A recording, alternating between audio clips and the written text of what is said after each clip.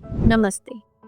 आज मैं डॉक्टर शोभिका आपके साथ एक बहुत ही इम्पोर्टेंट टॉपिक डिस्कस करने आई हूँ, जो अधिकतर हमारी ओपीडी में पेशेंट आके पूछते हैं कि क्या मेनोपॉज़ के बाद भी हमें आईवीएफ के द्वारा बच्चा हो सकता है? और अगर हो सकता है, तो कैसे? देखिए, मेनोपॉज़ की उम्र होती है इंडिया में around 49 to 51 years of age. IVF में डोनर एग से आपको मेनोपॉज के बाद भी बच्चा हो सकता है, पर इसमें अधिकतर मरीजों की हमसे ये क्वेरी रहती है कि डॉक्टर साहब, क्या डोनर एग लेने से क्या वो बच्चा मेरे जैसा दिखेगा, या क्या हम इमोशनली उससे कनेक्ट कर पाएंगे? देखिए, डोनर एग की प्रक्रिया में हम डोनर से एग लेते हैं, स्पर्म्स होते हैं आपके हस्बैंड के, और वो फिर एम्ब्रियो बना के हम रिसिपिएंट में ट्रांसफर करते हैं। अब आगे की प्रक्रिया इस प्रकार रहती है कि मोस्टली पेशेंट्स पूछते हैं कि बच्चे के हाव भाव कैसे रहेंगे। तो देखिए, इसमें एक एपिजेनेटिक्स करके थ्योरी आती है, जो निर्धारित करती है कि मोस्टली 90% ऑफ द डीएनए सारे ह्यूमंस में सेम रहता है। बस 10% डीएनए जो कि एक्सप्रेस होता है, वो हर एक ह्यूमन को दूसरे ह्यूमन से डिफरेंट बनाता है।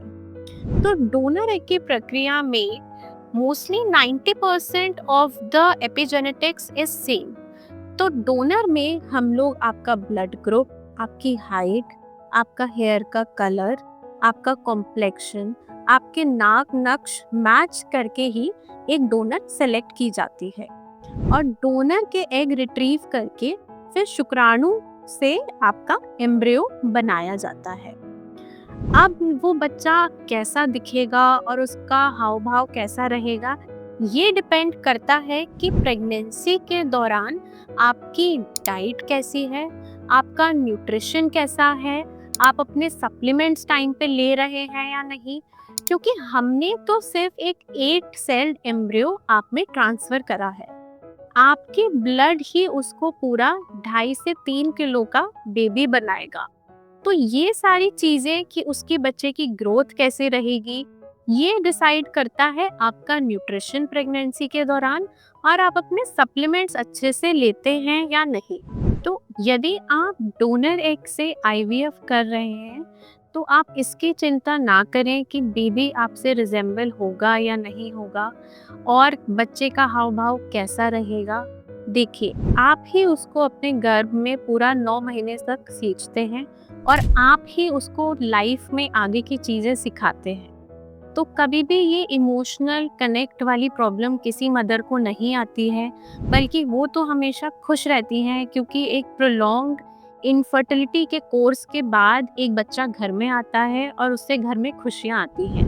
तो इसीलिए इस डर से कि बच्चा हमारे जैसा दिखेगा या नहीं दिखेगा, या उससे हम इमोशनली कनेक्ट कर पाएंगे, ये डाउट आप मन से अपने हटा के आप आगे बढ़ सकते हैं।